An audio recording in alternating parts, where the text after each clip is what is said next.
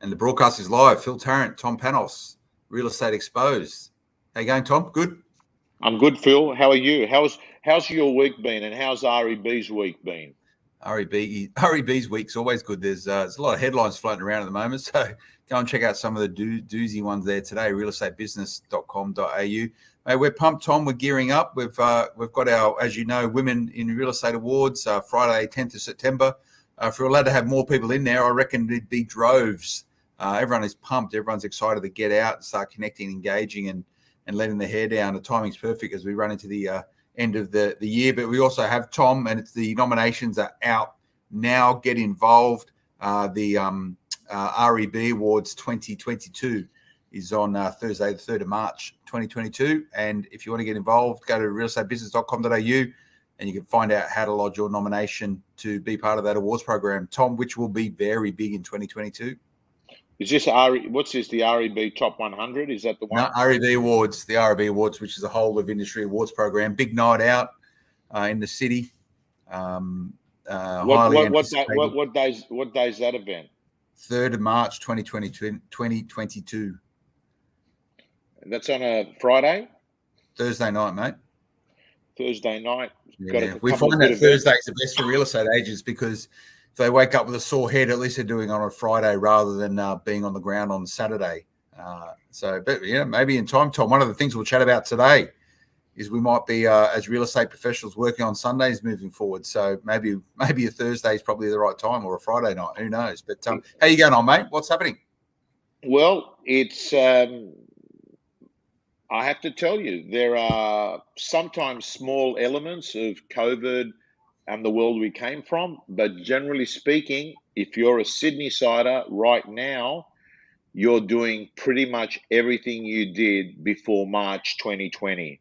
You're going into pubs, you're going into restaurants, you're going into gymnasiums, you're doing your Bikram yoga, you're out and about as if nothing has happened. Shopping centres, well, yes, you wear a mask. Sometimes I actually forget that it's on, a little bit like AirPods. They sort of get on you and you actually don't know that they're on you. I know that they're on me now because I can see myself in the screen, but there are many times I'll sit there and they'll be on for hours and I have no idea that they're on. And I think masks are a little bit like this. I've said it before, but Phil, a small group of people actually look better with a mask on anyway. So I don't think there's a big deal about that. I've got to tell you, on Saturday, I actually had the combination of online and Zoom. I had with me my computers in the car, and I would do some on-sites, then I would do some onlines. Funny thing, Phil, the best result was the Zoom auction, 400,000 or 350 over reserve on a $1 million property. And I found it really difficult convincing the agents / the vendors, hey, listen, we've advertised it as an online auction. Why complicate it? They said, no, let's go online. Let's go offline. The one person that said, no, we want to stay online, ended up hitting the jackpot. The others didn't fare too bad, Phil, But what's becoming really clear, Phil, I did auctions last night. I'm doing auctions tonight. I'm doing auctions on Saturday. I did auctions last Saturday. I'm doing auctions on Sundays, right? I'm actually on my way next week to do the block in Melbourne, which is my first interstate trip. Looking forward to it, and a big shout out to the two boys, Luke and Josh, two brothers on the block. Have you seen any episodes of it, Phil? Nah, look, I've watched the block beforehand. If it's there in passing on TV, I might have a quick look at it, but it's just a bit of reality TV. Not my thing. Well, my biggest concern with the block, it's a good bit of TV, by the way, but putting that aside, and the drama, and it's well edited, and it's very watchable. I think that the issue is a lot of people frame property investment around what they see on the block, and I must say, being a property investor, for most property investors, it's not the block. It's something very, very different. So don't think that's what you want to shape and frame your property investment journey by watching the block. You're watching it for a bit of fun and theatre. You're Might watching be. it because you're watching the block, my friends, because there are creative, intelligent people that have learnt the art of getting eyeballs on a screen. And if you get eyeballs on a screen, you can actually then go to an advertiser and say, we have X amount of people looking. Give us some money and we'll make sure that they look at your stuff and not just the block. So they've done that very, very well. But I actually Mm. think, Phil, the actual model, whoever created it, man, it was a robust model. You buy real estate at a specific price, you own it, you get them to renovate it. It's not like the people that are the contestants get all the real estate. Man, they're getting, money for stuff that goes beyond that has been renovated.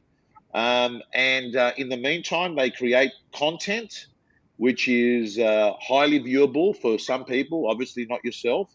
And I don't watch the block either. I've hardly watched any episodes in the last 10, 15 years. I keep my eye out occasionally as I walk through the corridor, and it's on when my daughters are watching it. Hello, Angie Dunn. Angie Dunn, well, I'll just interrupt what I was saying there. Do you know that Angie Dunn, and it's something that I thought Angie Dunn worked with, Angie Dunn is a sort of person, everywhere I went, as a manager, Angie Dunn would come with me, So she changed a number of organisations, and it's good to see you, Angie. And I think you see that happening all the time, Phil. And I'm expecting that to happen over Christmas. Because let me give you the heads up, Phil. There's a lot of movement at the station, and it's all being schemed as we speak about right now. And this is just giving people the heads up. I know that many of you are actually organising as we speak what you're going to look like mid-January. It's the time of year, Phil, where people make decisions. So I must speak to Grace, your editor there, and let her know that she should be keeping a lookout because there's going to be a lot of changes across town. People changing brands, people opening up offices, and more so now, Phil, than ever before, because people have been having good times in real estate. So they're feeling bulletproof. They're opening up offices. They're taking the plunge. Yeah, that's what's happening. Which is great, but everyone's talking about it right now. They call it the Great Resignation, right? There's just some numbers I saw that 1 in 2 people are going to change their jobs over the next period of time. And that might be, moving from employed to self-employed. It might be for real estate agents, changing the name on the door. It might be setting up your own shop. Inside of businesses, they're saying that unless organizations are providing the flexibility that people now require, they'll move on. They're talking about how this is one of the key outcomes for this is for business owners, that there may finally be some wage growth for Australians. It's been pretty flat, and this could be a big driver of it. So yeah, there's lots going on, Tom, and don't worry, we've got our people out there at Real Estate Business. We've got our ear to the ground. We know what's happening. We get more rumors, probably more rumors and insights and off the record type commentary than you do, Tom. I know you are the repository of all things real estate, but I reckon our intelligence network's as good as yours, mate. It's probably better. I think I just have. I mean, the group of people. One guy rang me up today and he said, "Tommy, I'm sorry to do this." He goes, I pay you a monthly fee, but it feels like I only call you when there's a drama. And he goes, "You're more like my panic button person." So I thought to myself, that's what I actually do, the panic button coach. When the crisis is there, all of a sudden, hey, who do I call? Ghostbusters. It's not a bad thing to do, right? Like, the fact that people call you up if they're in a state of flux, and you can just most people normally know what they need to do if they're in a period of uncertainty, but it's good for just to have an opinion which is unbiased, right? Rather than your own best interest in heart, just to run it past. So I think it's really smart, and get on the phone. I don't know. How do you subscribe, Tom? Realestategym.com.au, I imagine. You can get you on speed dial. Realestategym.com.au. Having said that, Phil, one of the most defining times of me as a trainer that taught me something was about 15 years ago. I went to I won't be specific with the locations, but let's just call it Southeast Sydney. And I ran an event, and it was actually for News Corp. And at the end of the event, one person remained behind and came up to me, and he said, "Have you got a moment?" And I said to him, "Yeah." And he goes, and I knew there was, look, I knew there was something not quite right. But the long and short of it, Phil, is this guy woke up that morning that had made the decision he was going to commit suicide.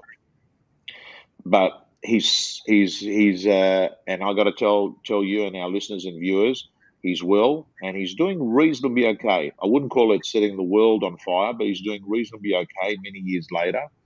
And he said all these things in his life had gone belly up. His employer had said, "We've got a training session. We all need to be there." And he'd made the decision that what he was going to do was go to the training session. And then he was going to get into his car, and he actually did have the tools that were going to kill himself with him, and that he was going to end his life. And by coincidence, Phil, it was a period, and I'm not sure, the first 2 years I was a closet about cancer, but I would openly talk about things like, that difficult roads lead to beautiful destinations, and that you shouldn't get caught up and realize when things are terrible, they don't normally last like that. So I ended up the conversation like that, and that was the only bit that resonated with him. Obviously, a guy that's about to commit suicide is not interested in the latest scripts or dialogues or what marketing is going to get you a listing presentation or how you can actually negotiate and get a buyer up. What you're looking at is things like, hey, my life's about to end, and all the fear that goes with it. And I just spoke about the fact that I'd been in a dark spot myself. And I spoke about the fact that, eventually even the worst clouds go away and sun does appear. Sometimes it takes days, weeks, months. And he actually said that he'd made the decision that he would not cancel his suicide. The words he used was postpone it. The good news. Oh, and by the way, Phil, on another subject, if anyone has ever got to talk anyone out of suicide, there is research out there that sort of says that sometimes the best strategy is to just buy time.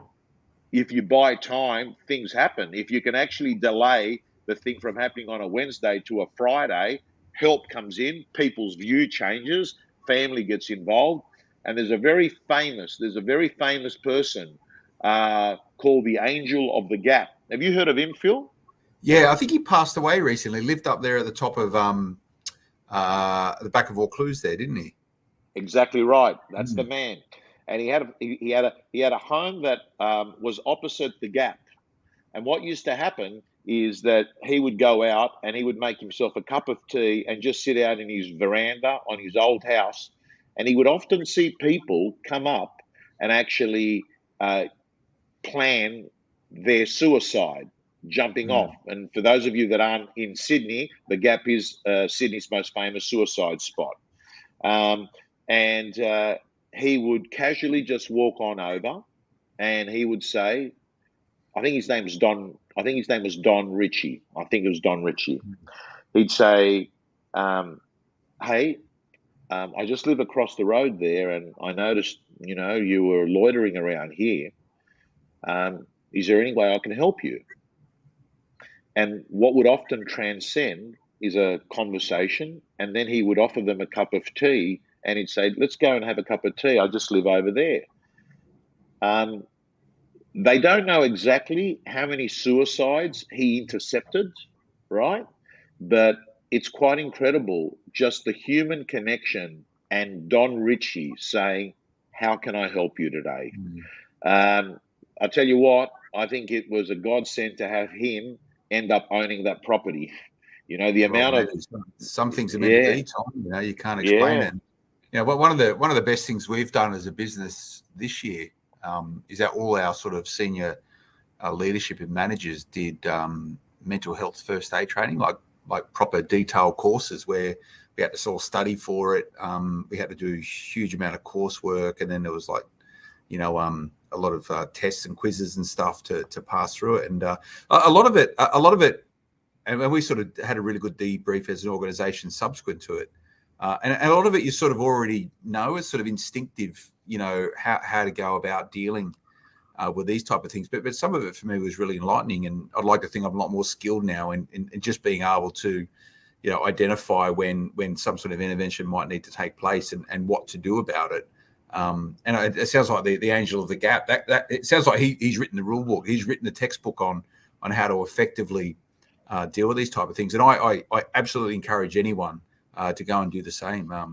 Look, it costs money, but that's irrelevant when it comes to some of the lives that you may be able to improve and even save. And some of this is pretty full on and quite confronting. When you look really deep into some of the mental health challenges that people have. And to your point, the clouds do part at a point in time, and difficult paths typically turn into really good destinations. Some of the best gifts come badly wrapped, Tom, is something that I learned from you many years ago. So I reckon go out there and do it. There's got to be something you can do in yourself for self-improvement. Go and do a mental health first aid training. And get your organisation to do it. Phil, it is a skill set. It is a skill set. And obviously some people might be able to adapt to it and, execute support better than other people. But, example, I was having a conversation this morning with someone that's terminal in real estate. This person's got terminal cancer. I've learned, because I have done some training, is what you don't say to a person that's terminal is everything's going to be fine. Because what you're saying to that person is, well, what they're interpreting is, how would you know? You're not a doctor. You don't know my prognosis. You don't have the facts. So you don't say that, right? Because you lose credibility with that person. And the second thing is you don't say is, I know what you're going through. Because most of the times you are actually going through it. So a far better thing to say is, I don't know what you're going through right now, and I don't know exactly how this thing is going to transpire.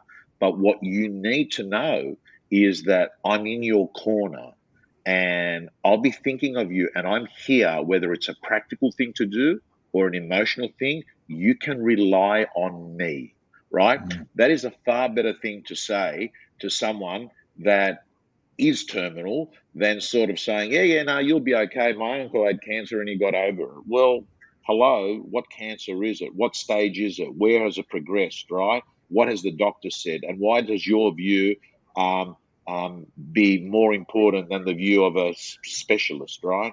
Yeah. But, if you had one takeaway that from the course that I did, Tom, and is very much sort of consistent with that, is that your job, really, the role that you play is just being able to listen. And if you're able to get someone talking and you could listen to them, that there is a big part of the process. And through that sort of understanding, by listening to someone, you can actually use your words, your language to get them to get the right help that they need, considering where they are at the moment. So that's the skill. But I think that should be on everyone's list of things to do in 2022, Tom.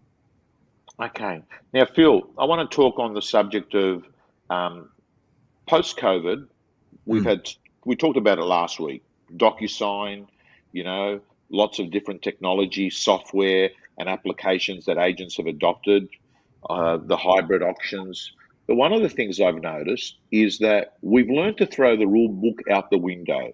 We no longer care about things that were, but that's the way we've done it. Well, we learned with COVID that just because you've done something doesn't mean you don't have to change it. We learned that you could actually change an event in 7 days. We learned that you could bring forward an auction in 1 hour. We learned that you could lock down the country in 3 hours. We've learned that speed allows you to do things that we thought to ourselves, oh no, it doesn't work that way. Well, one of the things that I want to put out there is, are we going to start seeing Sunday auctions? Are we going to start seeing Sunday open for inspections?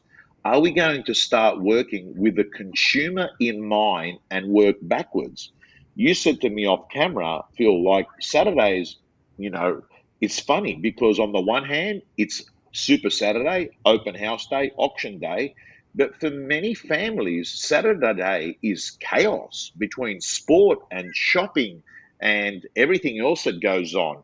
Do you have a view on, the Sunday opens and auctions and weeknights. I'm doing auctions tonight. I did auctions last night, Yeah. Do you have a view? Well, I absolutely have a view. The first view I'd say is that as an auctioneer, you obviously want to be working every day. So you want to encourage Sunday auctions so you can get a paycheck every day of the week. But mate, it should be on Sundays. Like, why isn't real estate a 7-day a week job? Why isn't it a 7-day a week industry which services the consumer? Would I like to be buying real estate on a Sunday rather than a Saturday or during the week? Do you know how hard it is to get to an auction midweek, let alone on a weekend? The only reason why, if you go back, Tom, and you probably remember this, when they started to allow weekend trading for shops. Remember when Saturday and Sunday shops were closed? Yes. Nothing happened. The only reason why they didn't open up sooner was because the unions were trying to protect staff from working on those days. Hence the reason why you know rates and all this sort of stuff. It was a structural issue rather than a demand issue. So is there a demand for auctions to take place on a Sunday? I reckon absolutely there is. Because to your point, Saturday's a hard day, mate. To get people to do stuff on Saturdays. Yeah. So here's my view. The real estate industry, I think, likes to have the Sunday off because they work very hard during the week. Yeah. And there's a view that, hey, if no one opens up on a Sunday, it won't be a competitive advantage to one agent over another and everyone's happy. But on the other hand, I think to myself, every time I look at a business model that works, what they do is they start with the client that pays the money and they think, what's going to be the best experience for that client? Because if we can give them the best experience, we will actually win share of wallet. Because if we win share of heart, we win share of wallet, right? So you start with that premise. And I'm beginning to think to myself that on a Sunday where the tempo is a touch slower and a family can walk into a home and look at it, actually suits the buying decisions of real estate. So John McGrath has always said that, I remember sitting at a meeting with John, and the only people that I was for it, John was for it, but we got a lot of kickback from real estate agents saying, hang on a second, we're working long hours during the week. We don't want to have to work on a Sunday. And my view is not every day is worth equal.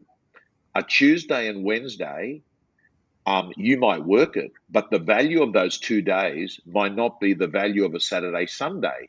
And if it basically means that you've got to reinvent yourself and the way that you actually have your leisure time and that you choose to actually take time off in the week. So I think that we might be going down this. I like it, Tom. Look at hospitality sector.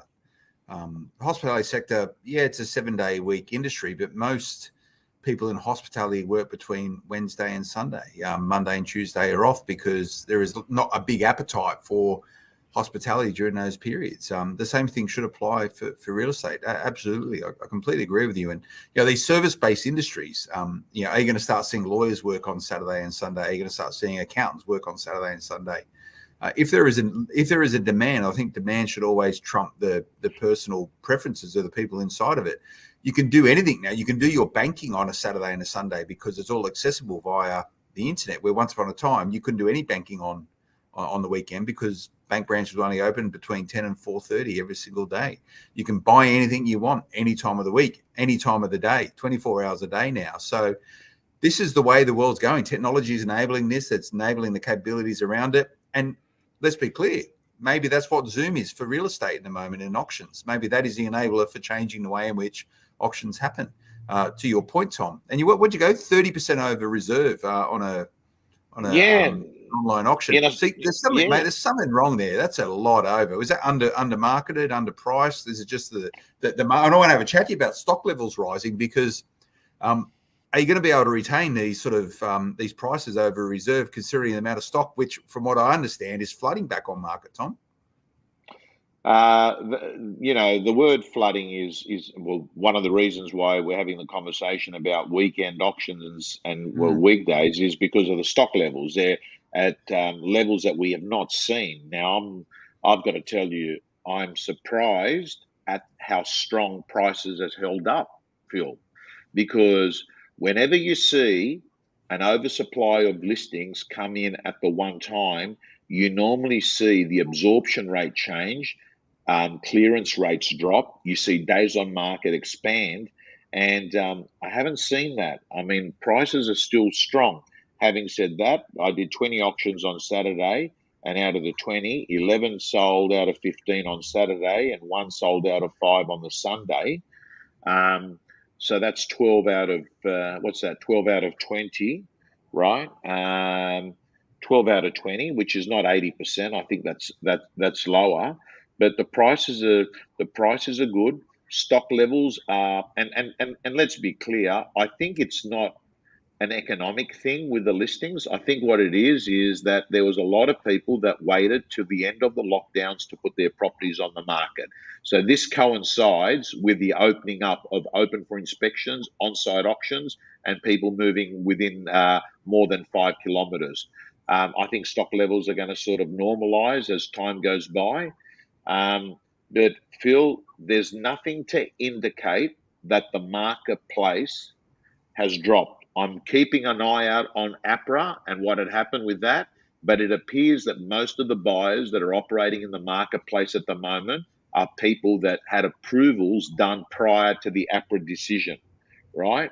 So, Roxanne has just asked this question here: will APRA cool down the upgrade market? Will it cool down the upgrade market? Well, I think, Phil, the way real estate works is a first home buyer affects a first home vendor, and the first home vendor becomes a buyer as an upgrader. So there is a domino effect. But at the moment, Phil, man, things are holding up. I mean, it's always going to happen, because if there were 20 people on a property and you've lost half of them, there's still 10 buyers, Phil. And you get a result with 2 buyers. You don't need 10 buyers to get a result.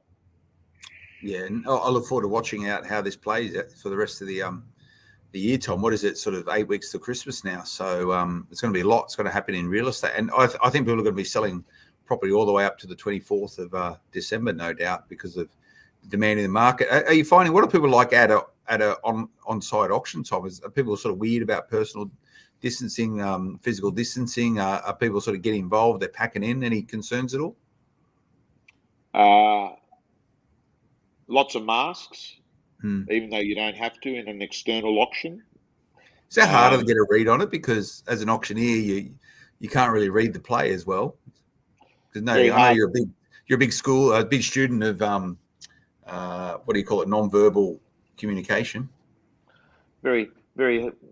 Obviously a mask covering the nose and mouth actually affect a lot of the body language. It's a really good point. I mean, you can't see someone smiling with a mask on, right? Because a smile is normally, coming from the mouth, right? So it is a real issue, being able to read the play, the chances of that sort of being able to be more transparent diminish with masks on. But to answer your question, Phil, people are social distancing. People are wearing masks. And the laws are that if you hold an auction inside, people got to be vaccinated and they've got to be wearing a mask. The laws are external auctions. You don't have to be vaccinated. And you don't have to wear a mask. I think good real estate agents are wearing masks, even externally. And the reason why is you can go in and have a close contact conversation with a buyer and seller. And I think that if you don't have a mask on, whispering to them doesn't allow you to actually do that, right? People feel uncomfortable. But Phil, we're going to keep out. We're going to keep it is. Listen, there's 56 days to Christmas. And all I'm telling is every client of mine that I'm having right now, say goodbye to your husband, say goodbye to your lover, say goodbye to your wife, say goodbye to them, and tell them you're going to see them on Christmas Eve. Because in real estate, we've got a thing called OND FM. It's not a radio station. It's October, November, December, February, March. That's where the money is made in real estate. And the good people, they actually work through right till Christmas Eve. The bad people, what they do, Phil, they basically are sitting there saying, when's the first Christmas party opening up? When's the first party? They're thinking on the social aspect of things. But as far as I'm concerned, Phil, I'm working through to the 24th. I'll be doing auctions right till the Saturday the 18th, and I'm going to be working through it. I know that you're one of the hardest working people on the planet, right? And but you're going to have a Christmas party this year? No, we've pushed it to the corporate one. We do a thing called MCon for Momentum Convention, where we take the whole company away for an offsite in a rural location where we all stay overnight. We do all that sort of stuff. We've actually decided to move it to Jan, only because, well, one of the main reasons why is because we've got such a busy period running up to then, where the last thing I think people want to do is like go to more events after they've just gone to about 30 of them working at them. So we thought we'd kick off.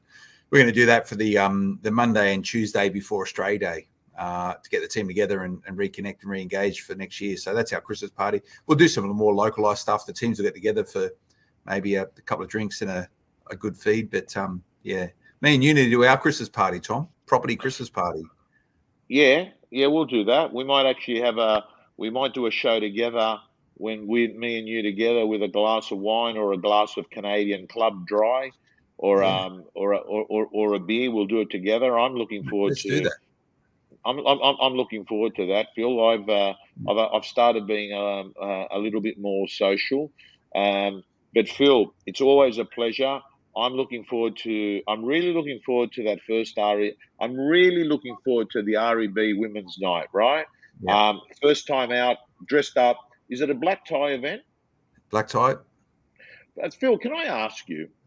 Does black tie mean black suit, black bow tie, black tie, or does black tie in 2021 mean that a suit with a shirt? Just get the record straight for me. Yeah. Black tie means a tuxedo. It's not a black suit. It's not a black suit. It's a tuxedo and a black suit are two very different things. So it means tuxedo. It means bow tie, tuxedo.